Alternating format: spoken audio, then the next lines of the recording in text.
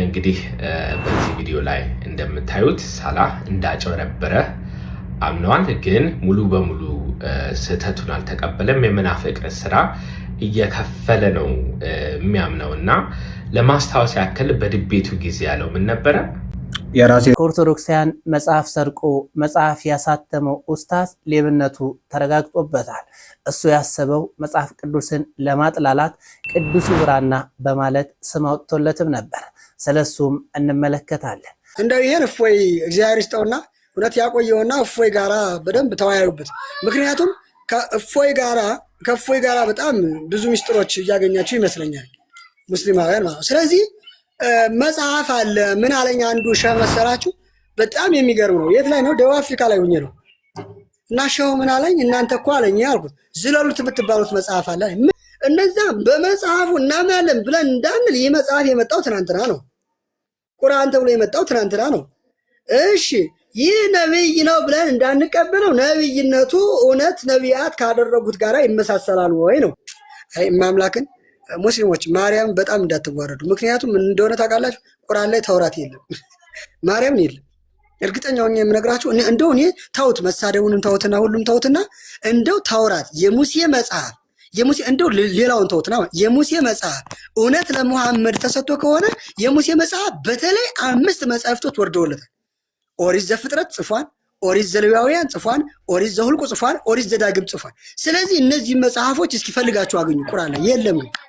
አዎ የሙሴ መጽሐፍን በሰጠነው ጊዜ አስታውስ፣ ተውራትን በሰጠነው ጊዜ አስታውስ ይላል እንጂ አይናገርም ቁርአን ላይ። እነዚህ እስላም የሚለውን ወይም ሰላም የሚለውን ነገር ሲያመጣ የቁረሽ ክርስቲያኖች እርስ በርሳቸው ተጣልተው ተጋጭተው ስለነበረ ሙሐመድ ማምጣት የፈለገው ምንድነው? ሰላምን ነው። ነገር ግን ሰላምን ሲያመጣ አንድ አላህ አለ፣ አንድ ብቻ ነው፣ አንድ ገጽ ነው፣ አንድ አካል ነው ብሎ የነ ስብሊያኖስን የነ ንስጥሮስን የነ አሪዮስን አስተምህሮ ሊያካሂድላቸው ችሏል ማለት ነው። ያውቃቸው ነበር? አያውቃቸውም። እንግዲህ አውሳ እንዴት ከምን አገኘው? ከሰርጊኖስ ተምሩት። ሰርጊኖስ እንዴት አወቃቸው? ሰርጊኖስማ በዘመናቸውም ነበረና፣ አንድም ሰርጊኖስ ደግሞ ተምሮ ነበረና ተምሮ አስተምሮታል ማለት ነው። ስለዚህ ሊቁ ሲናገር በርካታ አብያተ ክርስቲያናትን ያቃጠለውን ግራኝ አህመድን እንደ ቅዱስ፣ ሌላኛውን ደግሞ እንደ ኃጢአተኛ ለሆዳቸው ሲሉ ታሪክን የሚያበላሹ እምነትን የሚያበላሹ ሰዎች ተነስተዋል። እንደነ ታየ ወጋለ እንዲሁም የኦርቶዶክስ ዲያቆን ሳይሆኑ ዲያቆን ነኝ እንደሚሉት እንደነ አቤል ያሉ ውሏቸው ግን ከሐሰተኛ ነቢያቶችና ፓስተሮች ጋር የሆኑ ሰዎች ናቸው። ከነዚህ ሰዎች ራሳችንን እንጠብቅ። እውነተኛውን ታሪክ ከእውነተኞቹም እንስማ። እስኪ ምን አሉ? ህዝብንስ እንዴት እያደናገሩት ይገኛሉ? ስለሱም አቀርብላችኋለሁ። ኢማም የሚለውን አይጠሩም። አህመድ ነው ስሙ፣ መሐመድ ነው የሚሉት። ዝም ብሎ እንዳይመስላችሁ። ግራኝ መሐመድ የሚሉት ከነብዩ መሐመድ ሰለላሁ ዐለይሂ ወሰለም ጋር ለማገናኘትም ነው። ኢማም አህመድ ኢብኑ ኢብራሂም አልጋዚ የታለ ይዟል እኮ እስከ አክሱም ድረስ። የታለ ይቀየራቸው አስገድዶ? የታለ እውነት እንነጋገር እንደው ክፋት አይደለም እንደ አፄ ዮሐንስ ወይ መሬት ልቀቅ እጄ በደም ጨቀየ እስከሚሉ ድረስ 30,000 ሙስሊሞች የተገደሉበት አናነሳውም እኮ። ኢማሙ ግን የተዋጉትን አዝረከረካቸው አልኳችሁ። ይሄ መልስ ለታየ አይደለም፣ ለታየ ሳይሆን እሱ እየተናገረ ያለው ምናልባት እውነት ለሚመስላቸው አንዳንድ ሰዎች ነው። ምክንያቱም ታሪክን እያዛባ ስለሆነ የተዛባ ታሪክ እንዳይጋቱ ስለምፈልግ ነው። ኢማም አህመድን ኢማም መሐመድ ይሉታል ከነብዩ ሰለላሁ ዐለይሂ ወሰለም ጋር ለማገናኘት። እንደዚህ ብሎ አንድ የጠራ ሰው አንድ የታሪክ ተመራማሪ ሊሆን ይችላል። ኢትዮጵያ ውስጥ ምን አባቱ ይሰራል ለተባለ ለእስልምና እምነት ተከታይ ቪዲዮ እንዲደርስ ፈልጋለሁ።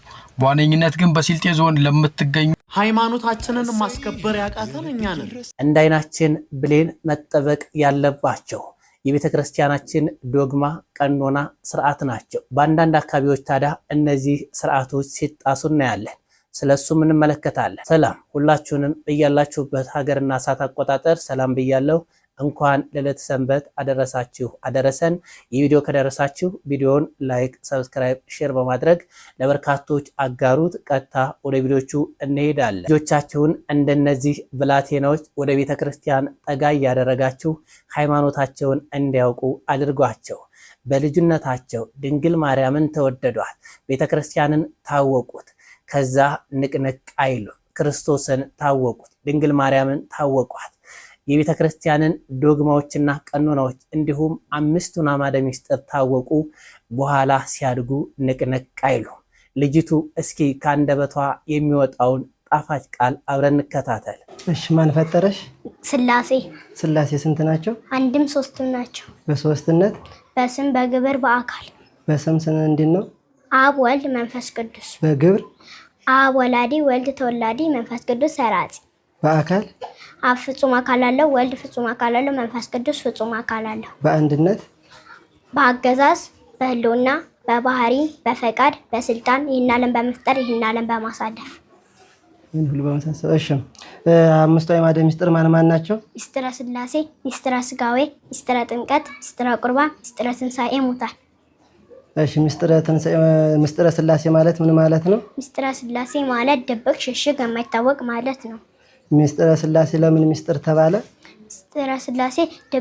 ምስጢረ ስላሴ ድብቅ ሽሽግ የተባለው አብ ወልድን ሲወልደው እንዴት እንደወለደ ስለማይታወቅ፣ ወልድ ከአብ ሲወለድ እንዴት እንደተወለደ ስለማይታወቅ፣ አብ መንፈስ ቅዱስን ሲያጸርጽ እንዴት እንዳጸረጸ ስለማይታወቅ፣ መንፈስ ቅዱስ ከአብ ሲጸርጽ እንዴት እንዳጸረጸ ስለማይታወቅ፣ ስለዚህ ምስጢረ ስላሴ ድብቅ ሽሽግ የማይታወቅ ማለት ነው። ምስጢረ ስጋዌ ማለት ምን ማለት ነው? ምስጢረ ስጋዌ ማለት መለኮት ከትስብእት ቃል ከስጋ ስጋ ከቃል ያለመጠፋፋት ያለመቀላቀል ከሁለት አንድ አካል ከሁለት ባህሪ አንድ ባህሪ ሆነ ማለት ነው። ይህም ማለት አምላካችን መድኃኒታችን ኢየሱስ ክርስቶስ ከእመቤታችን ከቅድስት ድንግል ከስጋ ስጋ ከነፍሷ ነፍስ ነስቶ ሰው ሆነ ማለት ነው። ሰው ሆነ ስንልም ፍጹም የባህሪ አምላክ ፍጹም ሰው ነው። ይህም ማለት የማይወሰን ተወሰነ፣ ውሱኑ ሞላ፣ የማይረበው ተረባ፣ የማይደክመው ደከመ፣ የማይሞተው ስለኛ ሲል ሞተ ማለት ነው። እሺ፣ ምስጢረ ጥምቀት ማለት ምን ማለት ነው? ምስጢረ ጥምቀት ማለት በጥንት ተፈጥረን አንተን የነበረው ልጅና በጥምቀት መልሶ ከስላሴ መወለዳችንን የምናረጋግጥበት ትምህርት ነው። ሀዳ ዓለም ምስጢር ተባለ ቢሉ ውሃ ተለውጦ ማያ ገቦ ሲሆን የማያየው ስለሌለ ጸጋ ክብር ተሰጥቶ እንጂ ስለማይታይ ስለዚህ ምስጢር ይባላል። እሺ፣ ጌታችን ለምን ተጠመቀ? ጌታ የተጠመቀው ለእኛ አብነት ለመሆን የእኛን ጥምቀት በሱ ጥምቀት የእኛን ጥምቀት ለመቀደስ። ጌታ ሲጠመቅ ምን ተአምራት ተገለጹ? ሰማያት ተከፈቱ፣ መንፈስ ቅዱስ ወረደ። መንፈስ ቅዱስ በርግብ አምሳል ወርዶ በወልድ ትከሻ ላይ አረፈ። አብ በደመና ሆኖ የምወደው ልጅ ይሄ ነው አለ። ወልድ በባህር ዮርዳኖስ ቆሞት ባህር ሸሸች፣ ዮርዳኖስ ወደኋላ አለች። እኛ ስንጠመቅ ምን እናገኛለን? እኛ ስንጠመቅ ሰማያዊ ምስጢር ይገለጽልናል። የዲያብሎስ ቁራኝነት ይቀርልናል። ጌታ ሲጠመቅ ዮርዳኖስ እንደሸሸች እኛም ስንጠመቅ ጠላታችን ዲያብሎስ ይሸሸናል። ከስላሴ ልጅነትን እናገኛለን። ጌታ በ30 ዓመቱ ለምን ተጠመቀ? ጌታ በ30 ዓመቱ የተጠመቀው በብሉይ ኪዳን አንድ ሰው ካህን የሚሆነው በ30 ዓመቱ ስለሆነ ጌታ በ30 ዓመቱ ተጠምቆ የሊቀ ካህናትን ስራ ለመስራት ነው። እንዲህም ያልነው ክህነትን ከንግስና ጋር አንድ አድርጎ ስለያዘ ነው። አንድም ትንቢቱ ምሳሌ ወል ለመፈጸም ነው። አንድም አዳም በ30 ዓመት ሆኖ ተፈጥሮ ያገኛትን ልጅና እናመሰግናለን። ቸር እግዚአብሔር በእድሜ በጤና በጥበብ ያሳድግሽ እያላችሁ መርቋት። ብዙዎች ይህን ጥያቄ ያነሱታል። ታምሩ መግቢያው ላይም አለ። ለመሆኑ የእናታችን የቅድስት ድንግል ማርያምን ታምሯን የሰማ ክቡር ደሙንና ቅዱስ ሥጋውን እንደተቀበለ ይሆንለታል ማለቱ ምን ማለት ነው ይላሉ። አባታችን ደግሞ እንደዚህ መልሰውታል። እስኪ አብረን እንከታተል። የእመቤታችንን ተአምር መስማት ቅዱስ ሥጋውንና ክቡር ደሙን ከመቀበል ጋር እኩል ነው ወይ? ይህ የብዙዎቻችሁ ጥያቄ ስለሆነ ቁጭ ብላችሁ በሚገባ አድምጡትና ሌሎች ክርስቲያን ወገኖቻችንም ይማሩበት ዘንድ አድርሱላቸው። እንግዲህ በዕለተ ሰንበት ሁልጊዜ እሁድ ማለት ነው የእመቤታችን የእግዝእትነ ማርያም ተአምር በመቅድሙ ላይ ገና ወደ ተአምሩ ሳንገባ ማለት ነው ካህኑ ሲያነቡ እንዲህ የሚል ቃል አለ። የሚቻለው ቅዱስ ሥጋውንና ክቡር ደሙን ይቀበል። ቅዱስ ሥጋውንና ክቡር ደሙን መቀበል የማይቻለው ወደ ቤተክርስቲያን መግባት የሚከለክለው ሰው ካለ ግን ታምሯን ሰምቶ ወደ ቤቱ ይሄድ ይደረግልኛል በማለት ቢሰማ ቅዱስ ሥጋውና ክቡር ደሙን እንደተቀበለ ይሆንለታል ይላል። እንግዲህ በቅድሚያ አንድ በደንብ አስረግጠን ማወቅ ያለብን ነገር ቢኖር እንደ ኢትዮጵያ ኦርቶዶክስ ተዋሕዶ ቤተክርስቲያን አስተምህሮ የጌታችን የመድኃኒታችን የኢየሱስ ክርስቶስን ቅዱስ ሥጋውንና ክቡር ደሙን ሊተካ የሚችል ምንም አይነት ነገር የለም። ዮሐንስ ወንጌል ምዕራፍ 6 ቁጥር 56ም የሚልን ይህንን አይደለም? ስጋዬን የበላ ደሜን የጠጣ የዘላለም ሕይወት አለው፣ እርሱም ከኔ ጋር ይኖራል፣ እኔም ከእርሱ ጋር እኖራለሁ ነው የሚለው። የዘላለምን ሕይወት የምናገኘው ቅዱስ ስጋውና ክቡር ደሙን በቀጥታ ስንቀበል ብቻ ነው። ለምሳሌ ንስሐ ገብተን ቀኖናችንን ጨርሰን ማህተም የሆነውን የክርስቶስ ስጋና ክቡር ደም ካልተቀበል ንስሐ በመግባት ብቻ የዘላለምን ሕይወት ልናገኝ አንችልም። ይህንን በደንብ ነው አስረግጠን ማወቅ ያለብን። ታዲያ እንዲህ ከሆነ የእመቤታችን መቅድም እኮ ታምረ ማርያምን የሰማ ስጋውን ደሙን እንደተቀበለ ይሆንለታል ይላል። ይህ ከምን አንጻር ይታያል ሲባል በአስተውሎት እኮ ካየነው ራሱ ታምረ ማርያም እኮ ቅድሚያ የሰጠው ለቅዱስ ስጋውና ለክቡር ደሙ ነው። መጀመሪያ የሚለው ምንድነው? የሚቻለው ቅዱስ ስጋውና ክቡር ደሙን ይቀበል። የሚቻለው ለምን አለ ቢባል ለምሳሌ አንድ ሰው ንስሐ ገብቶ ቀኖናውን ጨርሶ ሊቆርብ ተዘጋጅቶ ገላውን ታጥቦ ልብሱን ለብሶ ቤተክርስቲያን መጣ። ሰው በራሱ ላይ መቼም ስልጣን የለውም ታውቃላችሁ፣ የሚጠብቀው እግዚአብሔር ነው። ስለዚህ ያ ሰው ቤተክርስቲያን ገብቶ እያለ ነስር ቢነስረው እንቅፋት ቢመታው ስጋውን ደግሞ እንዳይቀበል የሚያደርገው ከቁጥጥሩ ውጭ የሆነ ችግር ቢገጥመው ያ ሰው አይ ስጋውን ደሙን ካልተቀበልኩማ ከዚህ ምን አደርጋለሁ ብሎ ተስፋ ሳይቆርጥ ነው የሚለው። እዚያው እንደቆመ በጽናት በእምነት በተስፋ ቅዳሴውን አስቀድሶ ከዚያ በኋላ የእመቤታችንን ተአምር ቢሰማ ይደረግልኛል ብሎ በማመን ቢሰማ፣ መቼም እምነት የማያደርገው ነገር የለም። እምነት እኛ ከምናስበው በላይ ነው። ስለዚህ ይደረግልኛል ብሎ በማመን ቢሰማ የቆረበ ሰው የሚያገኘውን በረከት ያገኛል ነው። ያም ሲባል የዘላለምን ሕይወት አይደለም። የዘላለምን ሕይወት የምናገኘው በቀጥታ ስንቀበል ነው። ነገር ግን አንድ የቆረበ ሰው የሚያገኘው በረከት አለ። የመጀመሪያው ስርየተ ኃጢአት ነው። ዮሐንስ በመልእክቱ አንደኛ ዮሐንስ መልእክት ማለት ነው ምዕራፍ 1 ላይ ወደሙ ላይ ኢየሱስ ክርስቶስ ያነጻናል ኩሉ ኃጣዊነ ይላል። የጌታችን የመድኃኒታችን የኢየሱስ ክርስቶስ ደም ከኃጢአት ያነጻናል ይላል። አንድ የቆረበ ሰው ከበደል መንጻትን ስርየተ ኃጢአትን ያገኛል። ይህ ሰውም የእመቤታችን ታምር በማመን ቢሰማ ስርየተ ኃጢአትን ያገኛል። ከዚያ ደግሞ አንድ የቆረበ ሰው በረከተ ስጋ በረከተ ነፍስን የነፍስና የስጋ ልዕልና ያገኛል። ይህ ሰውም ይደረግልኛል ብሎ በማመን ታምረ ማርያምን ቢሰማ ስርየተ ኃጢአትን ማለት የነፍስና የስጋን ልዕልና እንዲሁም ቅድስናን ያገኛል ማለት ነው። ምን አይነት ሰው ነው ቢባል ለምሳሌ አንዳንድ ክርስቲያኖች አሉ፣ ቸለልተኛ የሆኑ ክርስቲያኖች። ቸለልተኛ የሆኑ ስላችሁ ይህን ብቻ በመስማት የእመቤታችንን ታምር መስማት ስጋው ደሙ እንደመቀበል ነው እያሉ በዕለተ ሰንበት እንቅልፋቸውን ጨርሰው 2 ሰዓት ላይ ብቻ መተው ታምረ ማርያም ሰምተው የሚሄዱትን እነሱን ጭራሽ አይመለከትም።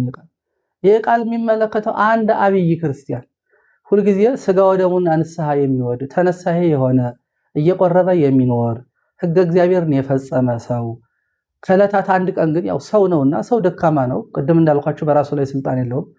ይህ ሰው እንዳስለመደው አንድ ቀን ቅዱስ ስጋውና ክቡር ደሙ ሊቀበል መጣ። አስቧል፣ እሱ እኮ ጨርሷል። ነገር ግን ቤተክርስቲያን እንደመጣ እክል ቢገጥመው ከራሱ ቁጥጥር ውጭ የሆነ ነገር ቢገጥመው በዚያን ጊዜ ሰዓት ተስፋ ቆርጦ ወደ ቤቱ ሳይሄድ የእመቤታችን ታምር ቢሰማ የቆረበ ሰው የሚያገኘውን በረከት ያገኛል ማለት ነው። የእግዝእትነ ማርያም በረከቷ ልመናዋ የልጇ የወዳጇ ቸርነት ከሁላችን ጋር ይሁን።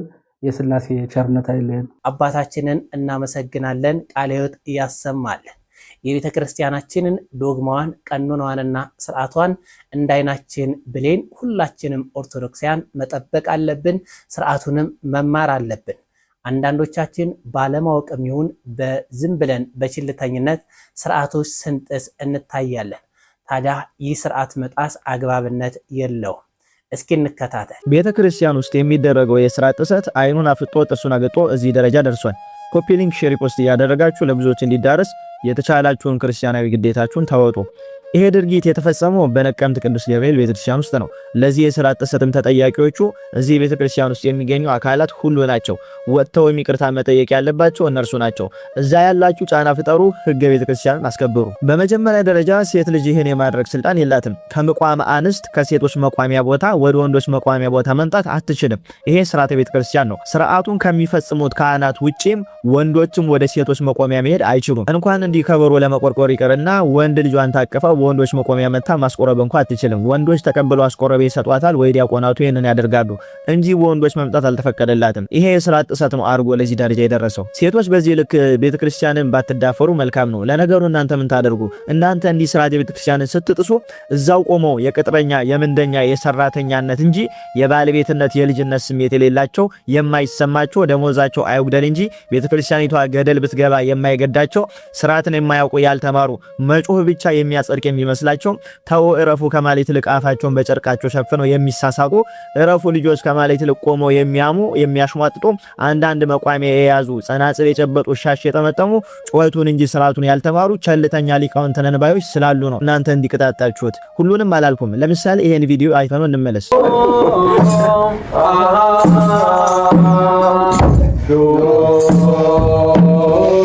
ይሄ ልጅ እንዲህ ያደረገ እንኳን በአንድ እጁ ጸናጽል በአንድ እጁ ከበሮ ይዞ ጸናጽሉን እንዲህ ያሽከነጠረች ጥለው እንኳን እረፍ የሚሉ የለም ከመሳሳቅ ውጪ። እና እነዚህ ያሉ ምንስ ብታደርጉ ሴቶች ማን ይጠይቃችኋል? ሁሉን ሴቶች አላልኩም። ነገም ቤተ መቅደስ ገብተን እንቀድስ ብትሉ ማን ይከለክላችኋል? ደግሞ ይሄ ዝምታና የቤተክርስቲያን ጥሰት እንዲህ ከቀጠለ የማይሆንበት ምክንያት የለም። የትላንቱ ዝምታችን ለዛሬ የሥርዓት ጥሰት ዳረገን። እንዲሁም የዛሬ ችግር የለውም ነው ነገ ቤተክርስቲያኒቷን የሚያፈርሳት የሚያጠፋት እያጠፋትም ያለ። ሆነም ቀረ ማህሌት የምትቆሙ አባቶች የድሮ አባቶቻችሁ በጩኸት በዝማሬ ብቻ ሳይሆን በሥርዓት ምሰሏቸው። በእግዚአብሔር ዘንድ ዝማሬያችሁ ማህሌታችሁ ድካማችሁ ተቀባይነት የሚያገኘው የሥርዓት አምላክ አገልግሉኝ ብሎ ባስቀመጠው ሥርዓት መሰረት ስናገለግለው ነው። አለበለዚያ ከንቱ ነው። የአቤል መስዋዕት ተቀባይነት ያገኘው እንደ ቃየል በቸልተኝነት ያለ ሥርዓት ሳይሆን ተጨንቆና በሥርዓት መስዋዕቱን ስላቀረበ ነው። ስለዚህ እንዲህ አይነት የሥርዓት ጥሰቶችን ሊቃውንት አዋቂ ተብላችሁ ተሰይማችሁ በዛ ቦታ ላይ ቆማችሁ እየተመለከታችሁ እንደ አላዋቂ በቸልተኝነት አትለፉት ለማለት ነው። ኮፒ ሊንክ ሼር ፖስት እያደረጋችሁ ለብዙዎች እንዲዳረስ አድርጉት። ወንድማችንን እናመሰግናለን። ሁላችንም ብንሆን የጌታችንን ትእዛዛት የጌታችንን ስርዓቶችና ዶግማዎች በፍጹም መሸራረፍና መጣስ የለብንም። ጥንቃቄም መደረግ አለብን። ቅስፈት እንዳይመጣብን መጠንቀቅ አለበት እንላለን። ወንድማችንን እናመሰግናለን። ቃልዮት ያሰማልን። በዘመናችን ለሆዳቸውና ጊዜያዊ ለውጥ ፈላጊዎች ሃይማኖታቸውን እንዲሁም ራሳቸውን ሲጥሉ ሲሸጡ እናያለን። ወንድማችን አኬ እስኪ አንድ ታሪክ አጋርቷል። አብረን እንከታተል። የተወሰነ ብር ቢከፈልሽ እንደ ወርቃንሽን የሚያሳይ ፎቶ ለሰዎች ልትልኪ ትችያለሽ ተብላ አንዲት እህታችን ተጠየቀች እና የሷን ምላሽ አዎ የተወሰነ ገንዘብ ከተከፈለኝ እንደ 100,000 ምናምን ከተከፈለኝ እልካለሁ። ምክንያቱም የማግባትም ሆነ ልጅ የመውለድ አላማው ስለሌለኝ በቃ እንደ ገላይ ምንም አይሰራልኝም የሚል ነገርን ስትናገር ሰሙና እንደው በመጀመሪያ ደረጃ ይሄንን ቪዲዮ ስሰራ እህታችን ላይ ለመፍረድ ምናምን በፍጹም አይደለም። ያው ቪዲዮዋን ምናምንም አላስገባውኝም። እንደዚሁ ነው እንደው እንደ ጥቂት ነገር ሼር ለማድረግ ያህል ብቻ ነው የመጣሁት። እውነቱን ለመናገር እንደው እግዚአብሔር በሚያውቀው ማለት ነው ጌታ በሚያውቀው ልክ የእሷን ንግግር ስሰማ እንደውም በጣም ያሳዘነችኝ። ያው እህቴም ስለሆነች በክርስቶስ እንግዲህ አንገቷ ላይ መስቀል አለ ምናምን ሶ በክርስቶስ የራሴው እህት ናት። የራሴው ማለት ነው የራሴው እህት ናትና ሶ እጅግ በጣም ያሳዘነችኝ። ጌታ በነገር ሁሉ ይርዳት ማለት ልቧን ይመልሰው። ለማንኛውም ግን ቁም ነገሩ እኛ እንደዚህ የሚመስል ነውር ውስጥ የማንገኘው በኋላ ላይ ስለምናገባ ልጅ ስለምንወልድ ምናምን ያ ለዛ ሼም ይዞን ምናምን አይደለም። በዋናነት እሱ አይደለም። ይልቁንም እኛ አምላክ ያለን ህዝቦች ስለሆንን ነው። ማለት እኛ አምላክ አለን፣ እግዚአብሔር የሚባል አምላክ አለን። ከዛ ደግሞ የተወሰነ ከኖርን በኋላ ሞተን በዛው የምንቀር አይደለንም። ከሞት በኋላ ደግሞ ህይወት አለ። ከሞት በኋላ ስላለው ህይወት በጣም ልናስብ ይገባል። ያ ህይወት ከክርስቶስ ጋር የሆነ ህይወት ነው። ከጌታችን ጋር ለዘላለም ልንኖር ነው። እዚህ ምድር ላይ አሁን እንደዚህ ብለን የምንኖረው ምን ያህል ዓመት እንደሆነ እንኳን አናውቀውም። ቢበዛ 80 ዓመት ብንኖር ነው፣ 70 ዓመት ብንኖር ነው። ከዛ በኋላ ደስ የሚል ነገርም የለውም። እንዲህ ያሉ ነገሮችን እያደረግን እንኑር ደግሞ ካልን ምናልባትም ከ40 በፊት ወይ ከ50 በፊት ልንሆን ይገባናል። እና በጣም አጭር ጊዜ ነው እዚህ ምድር ላይ የምንኖረው። ምናልባትም በዚህ በሳምንት ውስጥ ዛሬም የትኛው አሁን በዚህ ሰዓት ልንሞት እንችላለን። ግን በሞትንበት ሰዓት ግን ህይወት አይቋረጥም ጋይስ፣ እንቀጥላለን። ጌታችን ሞቶ አልቀረም፣ ተነስቷል።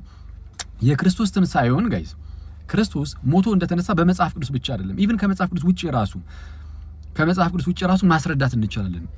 ጌታ እንደተነሳ 101% እርግጠኞች ነን። ጌታ ከተነሳ ደግሞ እኛ ምን እንነሳለን፣ ሞተን አንቀርም።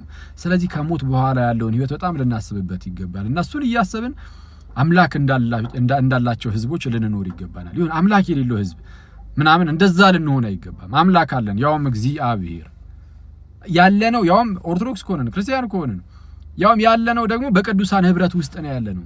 በታላላቅ ቅዱሳን እግዚአብሔርን መስለው ጌታን እርሱም ኢየሱስን መስለው በኑሩ ቅዱሳን ህብረት ውስጥ ሆነን እና እኛ በእንደዚህ አይነት አደገኛ ኖር ውስጥ ስንገኝ ደግሞ አስቸጋሪ ሁላችንም በደለኞች ነን፣ ኃጢአተኞች ነን።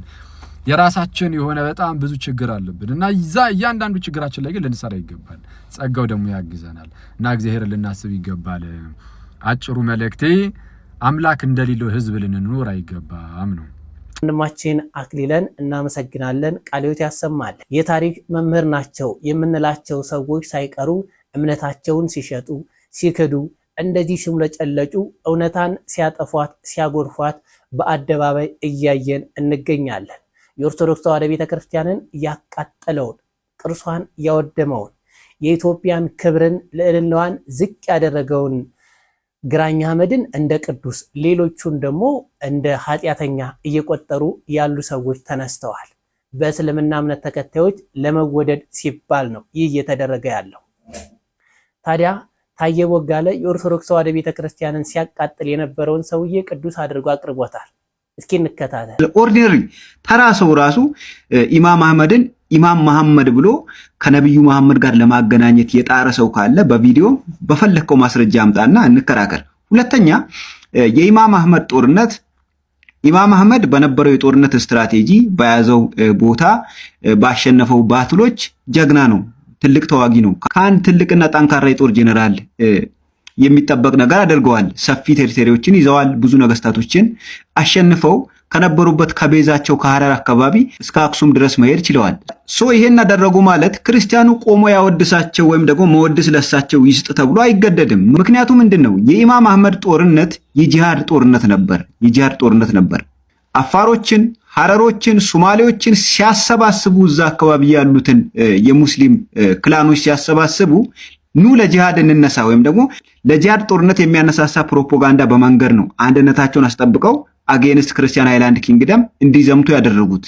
ጂሃድ መሆኑን ማሳያ ደግሞ ከነበሩበት ከቤዛቸው ተነስተው ሸዋን ጨርሰው ወሎና ጎጃምን ነክተው አክሱም እስኪደርሱ ድረስ ማዕት አብያተ ክርስቲያናትና ገዳማትን አቃጥለዋል። ንዋየ ቅዱሳት ተዘርፈዋል። ከወርቅ ከብር የተሰሩ ብራና መጻሕፍት ተቃጥለዋል። የታሪክና የአምልኮ የተለያዩ ብራና መጻሕፍት ተቃጥለዋል። በሳቸው ጦርነት አማካይነት በሳቸው ወታደሮች ውስጥ ኢቭን ከተቃጠሉት አብያተ ክርስቲያናትና ገዳማት ለምሳሌ በትንሹ እንኳን ብናነሳ ደብረ ሊባኖስ ሸዋ ላይ፣ ሐይቅ እስጢፋኖስ እንዲሁ ወሎ ላይ፣ መርጡ ለማርያም ጎጃም ላይ፣ አክሱም ጽዮንና ደብረ ዳሞ ትግራይ ውስጥ፣ ማክዳ ማርያምና አትሮንስ ማርያም እንዲሁም ጎንደር ላይ ፕላስ ደግሞ የጋፋትና የቡልጋ አብያተ ክርስቲያናት ሸዋ ላይ እነዚህ ለምሳሌ የተጠቀሱት ናቸው። እነዚህ አብያተ ክርስቲያናትና ገዳማት ከፍተኛ ቃጠሎና ውድመት የደረሰው ኢማም አህመድ በሚመራው ጦር አማካኝነት ነው።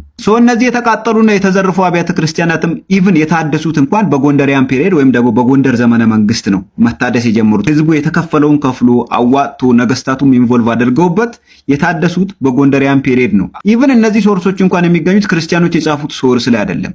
አረቦች እሳቸውን ተከትለው የሚጽፉ የአረብ ጻፊዎች ነበሩ። ኢቭን አረብ ጻፊዎች እንኳን የጻፉትን ሶርሶች ብታነቡ እነዚህ ነገሮች የሚያስረግጡ ናቸው። ስለዚህ ኢማም አህመድ በጊዜው እያደረጉት የነበረው ጦርነት የጂሃድ ጦርነት ነበረ። በዚህ ውስጥም ብዙ ክርስቲያኖች ተገለዋል። ብዙ አብያተ ክርስቲያናቶች ተቃጥለዋል፣ ወድመዋል፣ ተዘርፈዋል። ይሄን ከታሪክ የምንሸሽገው ጉዳይ አይደለም። በሆነ አካላት ወይም ደግሞ በሙስሊሞች ለመወደድ እሳቸውን አጽድቆ አጼ ዮሐንስን መኮነን ተገቢ አይደለም። አጼ ዮሐንስም ይሄን አድርጓል፣ ለሀገርም ይሄን አድርጓል። ግራኝ አህመድም ለሀገር የጠቀሙት ነገር ካለ ለሀገር ይሄን አድርገዋል። ፕላስ ደግሞ በሀገር ላይ ወይም ደግሞ ከሳቸው አጌንስት በቆሙት ላይ ይሄን ነገር አድርገዋል ብሎ መናገር ነው እንጂ ሚዛናዊነት የሆነን ንጉስ ኮንኖ የሆነን ኢማም ማጽደቅ ከአንድ የታሪክ ምሁር ነኝ ከሚል ሰው የሚጠበቅ አይደለም። ከቻልክ ጥንቃቄ ብታደርግ የሆነ አካል እንዲወድህ ብለ ያልተፈጠረና ማይሆን ታሪክ አትናገር። ጥቁር ጥቁር ነው፣ ነጭ ነጭ ነው። ምንም የሚመጣ ነገር የለም። ኢማም አህመድ በክርስቲያኖች ላይ የጂሃድ ጦርነት አውጆ ነበር በሰዓቱ። ለዚህም ማሳያ ብዙ ክርስቲያኖች ሞተዋል፣ ተገለዋል። ብዙ አብያተ ክርስቲያኖች ደግሞ ከነበረበት ከቤዙ እስከ አክሱም ድረስ ብዙ አብያተ ክርስቲያናቶች ተቃጥለዋል። ጦርነቱ ጂሃድ ካልሆነ ሃይማኖታዊ ካልሆነ አብያተ ክርስቲያናትን ማቃጠሉ ለምን አስፈለገ? ንዋየ ቅዱሳት መዝረፍ ለምን አስፈለገ? የብራና መጻሕፍትን ማቃጠል ለምን አስፈለገ? ጂሃድ ካልሆነ ሃይማኖታዊ ካልሆነ። ስለዚህ ብትታረምና አካሄድን ብታስተካክል ጥሩ ይመስለኛል። ወንድማችንን እናመሰግናለን። እንግዲህ በዚህ ቪዲዮ ላይ እንደምታዩት ሳላህ እንዳጨበረበረ አምነዋል። ግን ሙሉ በሙሉ ስህተቱን አልተቀበለም። የመናፍቅ ስራ እየከፈለ ነው የሚያምነውና ለማስታወስ ያክል በድቤቱ ጊዜ ያለው ምን ነበረ? የራሴ ሪሰርች ነው፣ ነገር ግን ምንጭ ጠቅሻለሁ።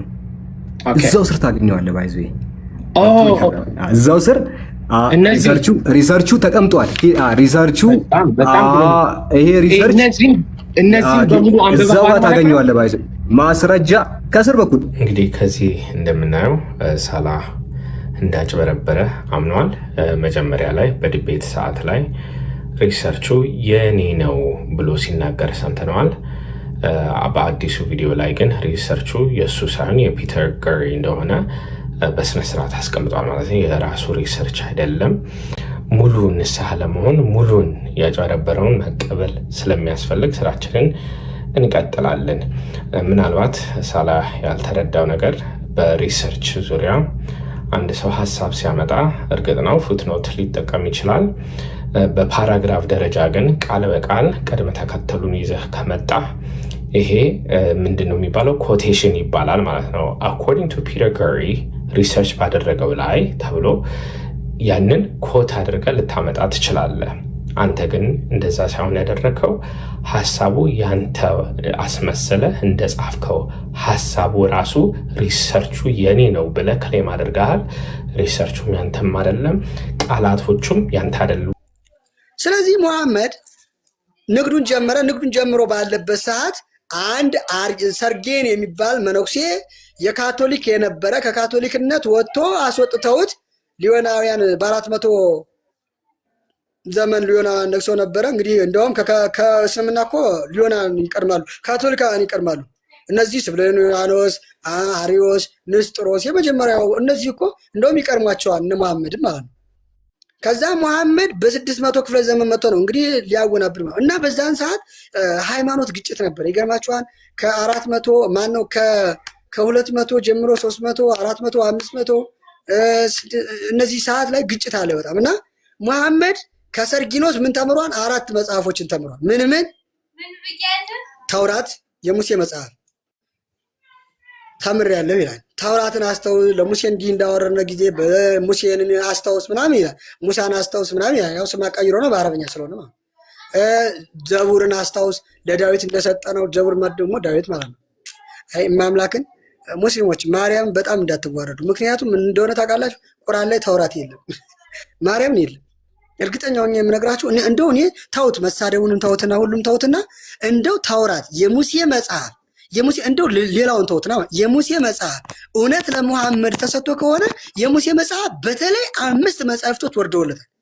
ኦሪት ዘፍጥረት ጽፏል፣ ኦሪት ዘሌዋውያን ጽፏል፣ ኦሪት ዘሁልቁ ጽፏል፣ ኦሪት ዘዳግም ጽፏል። ስለዚህ እነዚህ መጽሐፎች እስኪ ፈልጋችሁ አገኙ። ቁርአን ላይ የለም ግን አዎ የሙሴ መጽሐፍን በሰጠነው ጊዜ አስተውስ፣ ተውራትን በሰጠነው ጊዜ አስተውስ ይላል እንጂ አይናገርም። ቁርአን ላይ አይጠቅሰው ማለት። ከዛ ዘቡር ይላል፣ እንጂል ማለት ወንጌል ነው። ወንጌልን በሰጠነው ጊዜ ለኢሳ አስተውስ ይላል። አሁን መሐመድ እንዲህ ማለቱ ትርጉም አለው። ለምን መሰላችሁ? ለኢየሱስ ክርስቶስን ነብይ አድርጎ መናገር የፈለበትና ምክንያቱም የነቢያት መደምደሚያ የሆነው ሁሉን ነገር የጨረሰው ከእንግዲህ በኋላ ኦሪት እንትን ያለች ኦሪት ልሽር እንጂ ለኦሪትን ልፈጽም እንጂ ልሽር አልመጣሁም ያለው ማለት ነው። ኦሪት ልትፈጸም ያ የመጣው ህግን ሊፈጽም የመጣው ክርስቶስ ብቻ ነው። ስለዚህ ያ ደግሞ አምላክ ነው። ብቻ ለአምላክ እንጂ ለሰው አይቻልምና ስለዚህ አምላክ ነው ብሎ እንዳይናገር የእሱ ነብይነት ሐሳዊ ነብይ ይሆናል። እውነቴን እኮ ነው፣ ሐሳዊ ነብይ ይሆናል። ስለዚህ ሙሐመድ ምን አለ? እነዚህን መጽሐፍቶችን ቁርአን ላይ አስገባ። ቁርአን ተገለጸልኝ አለ። ዋሻ ላይ ገብቶ ሱባኤ ያዘ። ከዛ በኋላ የመጀመሪያው ቁርአን የወረደልኝ እንትና ነው አለቅ ነው ይላል። ወይም መጀመሪያ ታሪኩን የሚያመጣው ገብርኤል በጣም አስጨንቆ ሁሉ ነገር እንደገለጸለት በዛን ሰዓትም ደግሞ የመገለጡ ምክንያት ወይም አስተምሮቱን የመጀመሩ ምክንያት ምንድነው? ከቁረሽ ክርስቲያን ለራሳቸው እርስ በርሳቸው ይጣሉ ነበርና ጣዖት አምልኮ ጀምረው ነበር። አምላካችን ነው ንጉሳችን ነው ያሉ ጣዖት አምልኮ ለራሳቸው ጀምረው ነበርና በዛን ሰዓት ነው እንግዲህ ቁረሽ ክርስቲያኖች እንደዛ ሲከራከሩ ሊቁ ማነው መሐመድ ደግሞ ምንድነው ያደረገው? መሐመድ ደግሞ አይ ይሄማ አይሆንም አለና አንድ ጣዖትን አስቀረና አላህ የሚባለው የተጻፈበትን አስቀረና ሌላውን የቁረሽ ክርስቲያኖች ለመሐመዳውያን በጣም ጥሩ ናቸው ነው አያችሁ። ሌላውን ምን አደረገው?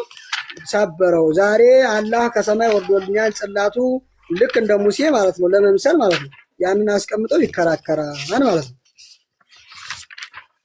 ነብይነቱ የሐሰት ነው ስንል ዝም ብለን አይደለም። ነብይነቱ የሐሰት ነው ስንል በሊቁ መጽሐፍ ብንመለከተው ሊቁ በመንፈስ ቅዱስ ተመስጦ የነሱን ነገር ይናገረዋል።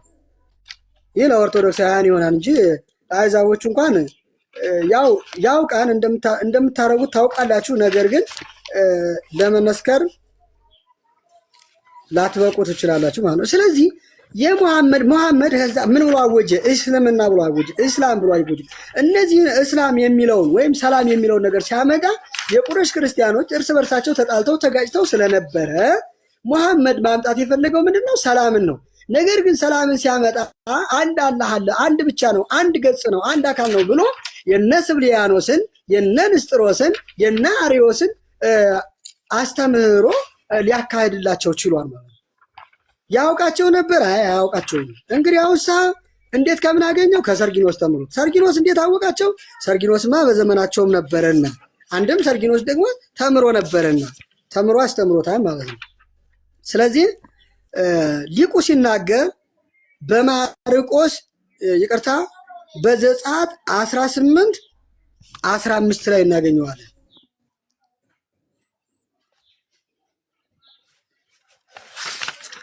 ይቅርታ በዘጸአት ሳይሆን የምናገኘው ምን ላይ እንደሆነ ልንገራችሁ። ዘጸአት አይደለም። ዘፍጥረት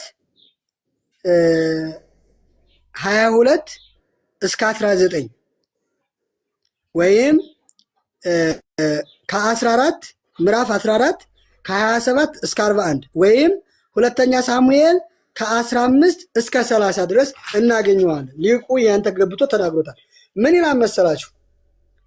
እነሆ ይላል ስለነ መሐመድ ሲናገር ማለት ነው።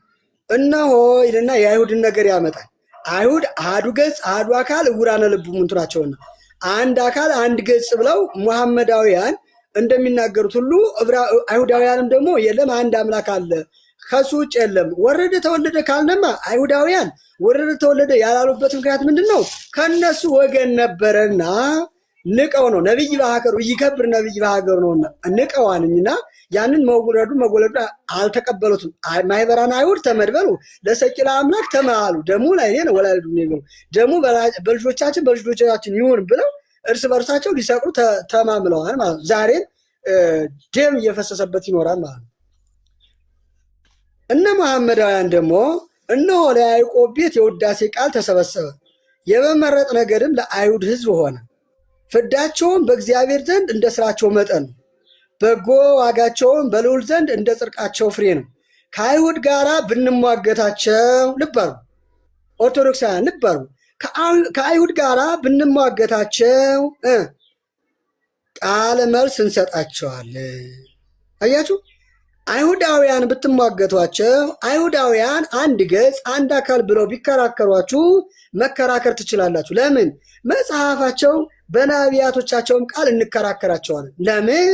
አይሁዳውያን ነበሩና ነቢያት። ለምሳሌ እነ ሙሴን ብንመለከት፣ እነ ዳዊትን ብንመለከት፣ እነ ዕዝራን ብንመለከት፣ እነ ሰሎሞን ብንመለከት አይሁድ እስራኤል ነው ያሉት፣ እስራኤላውያን ናቸው። ስለዚህ በመጽሐፋቸው እነዚህ ያወግዟቸዋል፣ ራሱ መጽሐፋቸው ይወሳል።